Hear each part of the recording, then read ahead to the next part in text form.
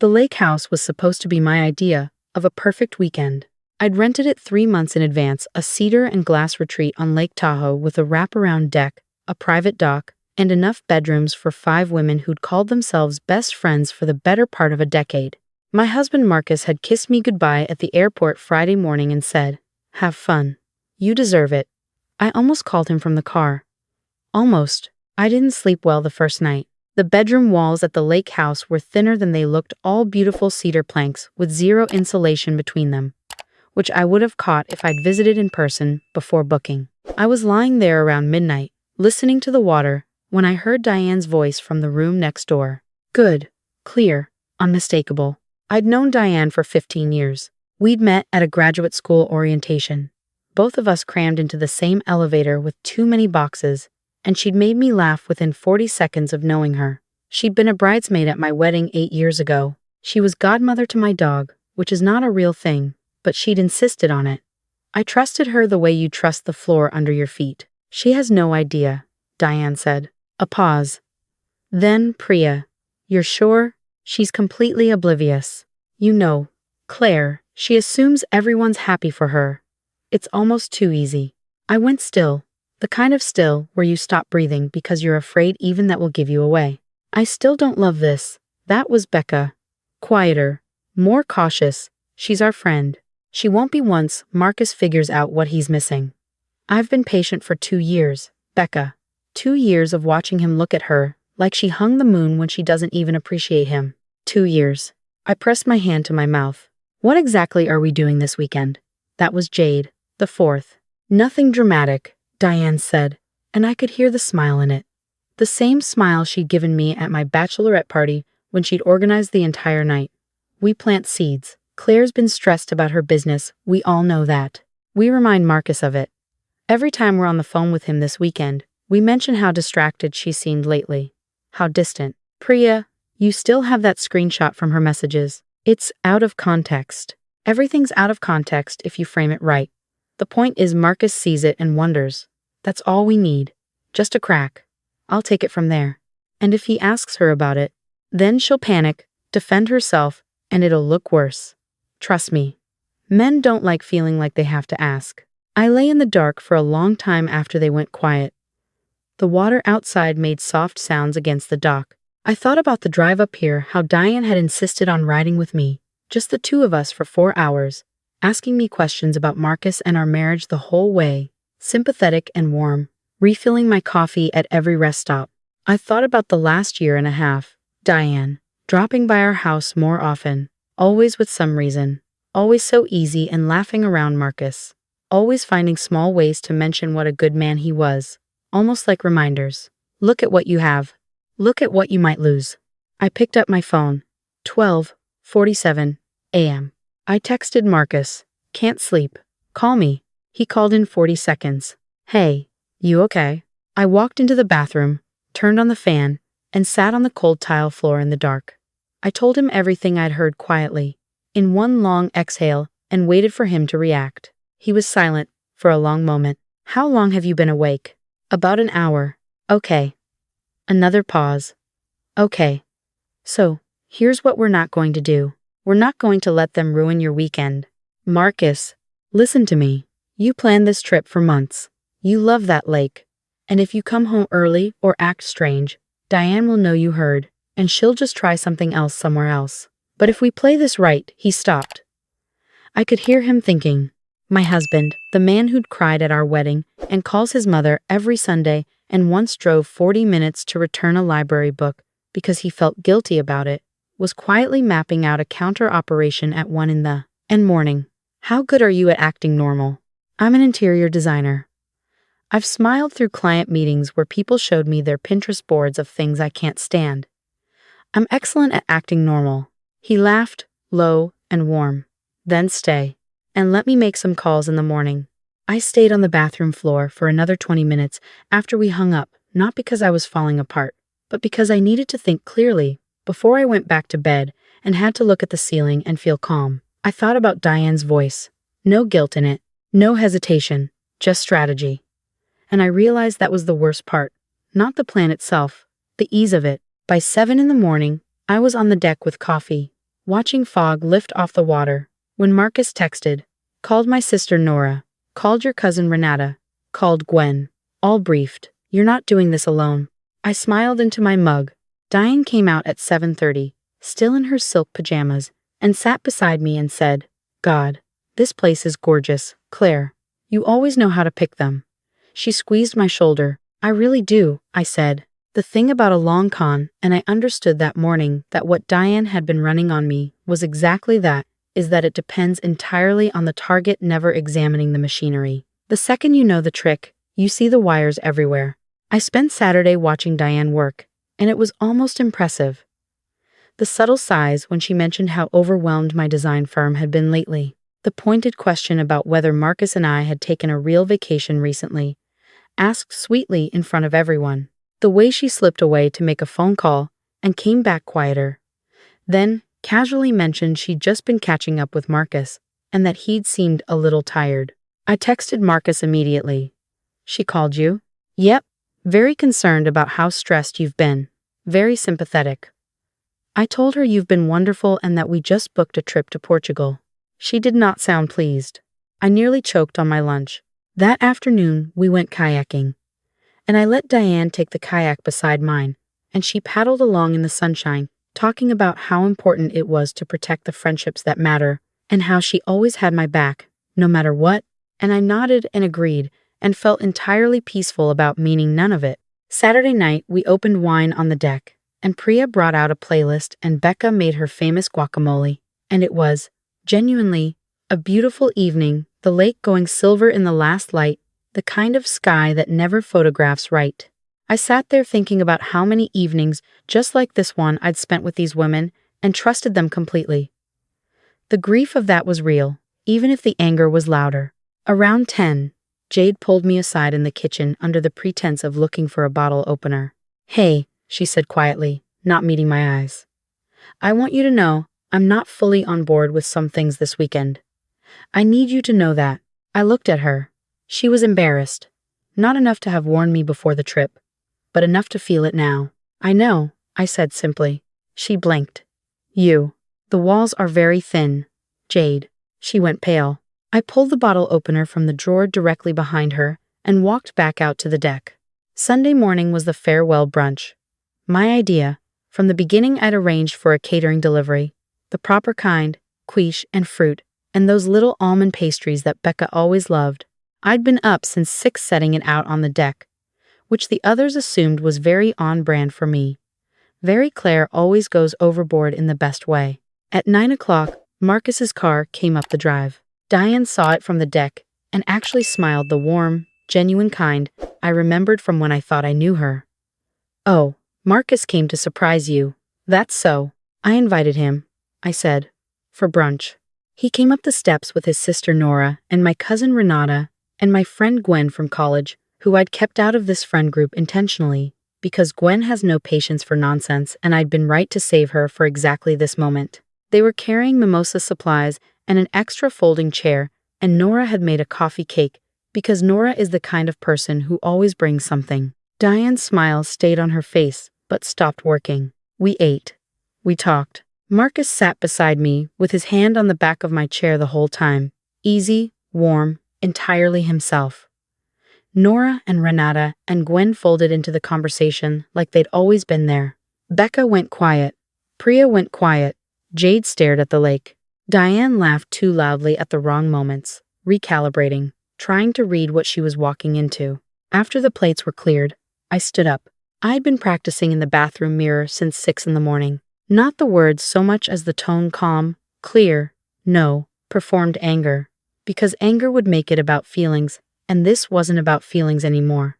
It was about facts. Before everyone heads out, I said, I want to share something. I've been doing a lot of reflecting this weekend about friendship, about trust, about the people you choose to keep close. I've learned quite a bit. I looked at Diane directly. She held my gaze. I gave her that she was practiced. I've learned that sometimes the people who've been in your life the longest aren't the ones who know you best. They're just the ones who've had the most time to study you. I picked up my phone and opened the voice memo I'd made Friday night, hand pressed flat to that cedar wall, the recording app running for just over 20 minutes. And sometimes the kindest thing you can do for yourself is simply let them hear themselves. I pressed play. I won't describe in detail what happened to Diane's face. I'll say I'd seen that particular expression once before, at our 10-year reunion, when a woman she'd been unkind to in graduate school walked in, looking extraordinary. That specific stillness before the system reboots. She's completely oblivious. I've been patient for 2 years. We plant seeds. The deck was silent, except for the lake and Diane's own voice coming out of my phone. Nora set down her fork very quietly. Marcus looked at the water. Gwen stared straight at Diane with an expression that needed no translation. I stopped the recording. I'm not going to explain or defend my marriage to anyone who'd rather watch it fail, I said. And I'm not going to perform grief about this, because I think we've both known for a while that this friendship was something you were wearing, not something you felt. I raised my mimosa, yes. I'd planned the mimosas specifically for this moment. Thank you for the 15 years of the real parts. I think we're done. Diane stood. There was color in her face. Claire, you're being perceptive, I offered. She picked up her bag. Priya stood without looking at me, which told me everything I needed to know about how much of this had been her idea versus how much she'd simply gone along with. They went inside to pack. Becca stayed at the table, not quite knowing which direction to move, and after a moment Renata poured her more orange juice, and she accepted it with both hands around the glass. Jade found me stacking plates by the railing. I'm sorry, she said. I should have said something before we drove up here. You should have, I agreed. But you didn't help her either. That counts for something. Are we still? I don't know yet. And I meant it honestly. Some things you rebuild. Some things you clear away entirely and plant something different. I hadn't decided about Jade yet, and I wasn't going to decide standing on a deck with mimosa glasses in my hands. Diane and Priya left without another word to me. I watched their car move down the pine-shadowed drive from the railing, Marcus's hand on my shoulder, Nora handing me a slice of coffee cake. The lake was very blue. The morning light was doing something extraordinary in the trees. You okay? Marcus asked. Genuinely? Yes. I took a bite. The coffee cake was excellent. I expected to feel worse. You spent 48 hours watching someone you trusted try to quietly take apart your life. The grief tends to come later. He was right, and it did. But that morning on that deck, what I felt was mostly clean. Like I'd set something down that had been growing heavy for longer than I'd admitted. The aftermath came in stages. Diane sent a long text 3 days later, the kind that opens with "I've been doing a lot of thinking," and moves through several phases of not quite apology before arriving at a version of events where her own feelings were the main casualty. I read it once, saved it, and didn't respond. Priya sent a shorter one. She'd been given a fabricated story by Diane. Something about Marcus, I won't detail because it was false, and Priya eventually understood it was false, and the embarrassment of that seemed to be its own consequence. I accepted her apology. I didn't reopen the friendship. You can forgive someone and still clearly recognize that their shape in your life no longer fits. Becca texted 2 weeks later asking if I'd have lunch. We did. She hadn't known the depth of it, had thought she was simply being a loyal friend to Diane by staying quiet, and the lunch was one of those uncomfortable, honest conversations where two people sit across from each other and admit they'd both been asleep at different moments. We see each other every few months now. It's different from before, but it's real. Jade and I took 6 months. She came to my office one afternoon with coffee and a speech she'd clearly prepared, naming the exact moment she'd known it was wrong and the exact reason she'd said nothing anyway. She didn't soften either part. That's a difficult thing to do, to name your own failure without hedging it. I respect difficult things. We're not what we were, but we're something. I don't know exactly what passed between Marcus and Diane after the brunch. He told me she sent him a message that night and that he responded once, briefly and politely, and that was the end of it. He showed me when I asked. It was 12 words from him. He's economical like that, when something actually matters. What did happen, and I learned this months afterward from someone adjacent to her professional circle, was that Diane had constructed an alternate version of the lake house weekend for people who hadn't been there. In her telling, she was the wronged party. A loyal friend who'd been ambushed without warning by someone who'd apparently lost perspective. This version circulated quietly for a little while, the way these things do when only one side is talking. And then someone who had been on that deck, I genuinely don't know who. There were several phones out that morning, posted a 17-second clip. Just me pressing play. Just the sound of Diane's voice coming through my phone in the Sunday morning lake air. She's completely oblivious. It wasn't viral in any sweeping sense, but it was seen by enough people in enough overlapping circles that the alternate story became very difficult to sustain. I didn't post it, I didn't share it, or ask anyone to. I didn't need to.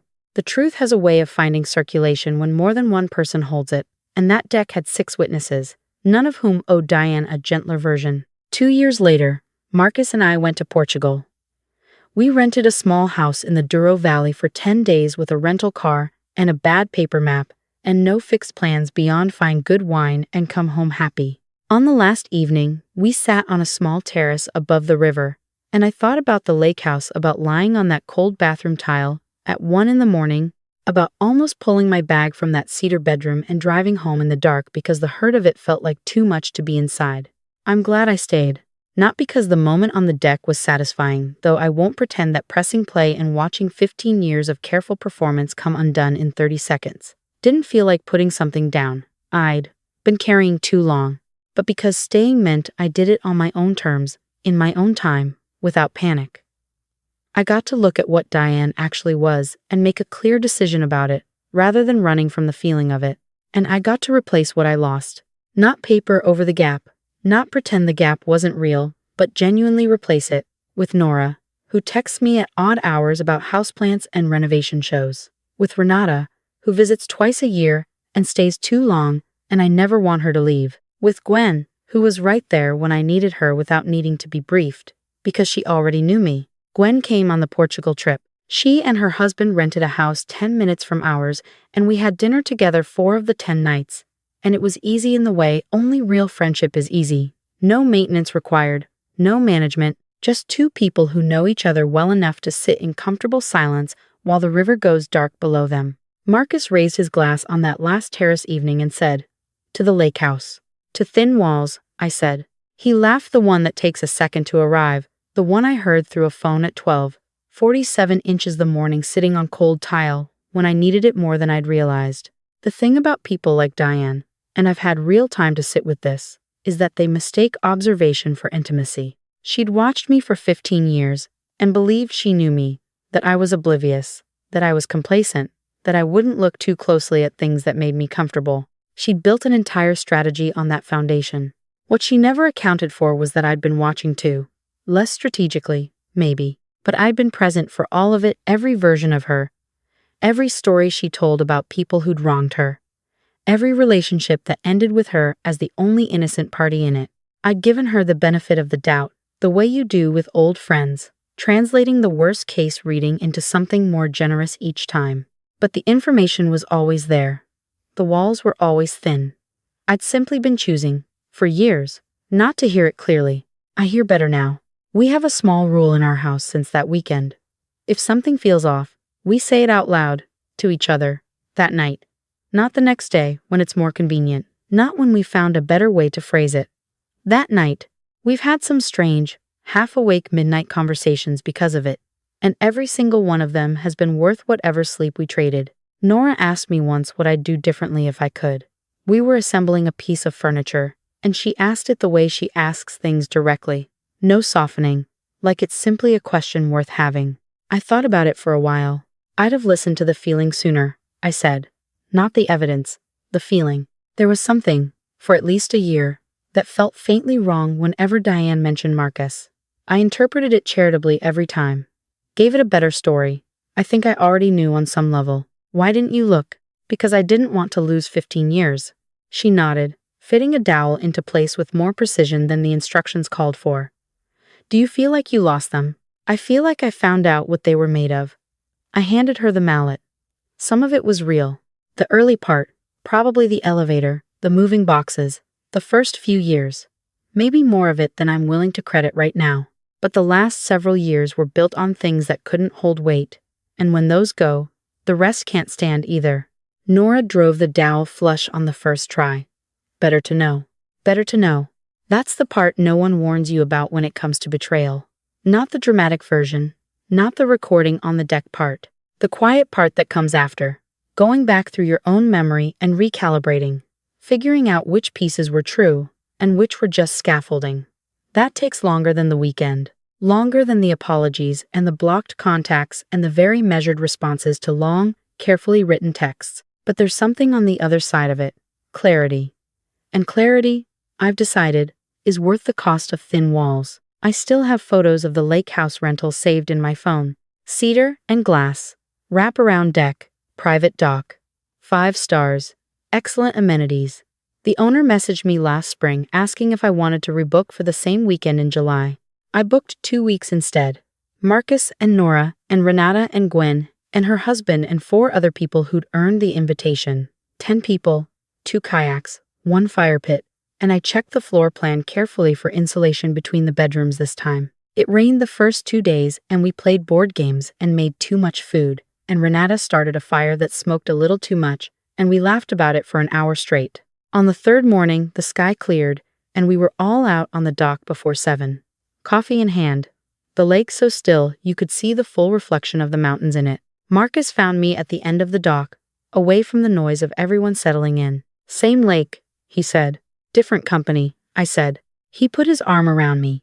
Behind us, Nora and Gwen were arguing cheerfully about the kayak paddles or the sunscreen, or something equally inconsequential, and Renata was taking photographs of the water's surface, and her husband was attempting to explain to the dog why the dock edge was not an appropriate place to stand. Somewhere, I assume, Diane is living her life. I don't track it. I don't need to. Whatever shape that life has taken, it was built without the kind of foundation I can see from here. And those tend to find their level eventually. I found mine on a lake in July, surrounded by people who chose each other without any angle in it. That's not a small thing. That's actually everything.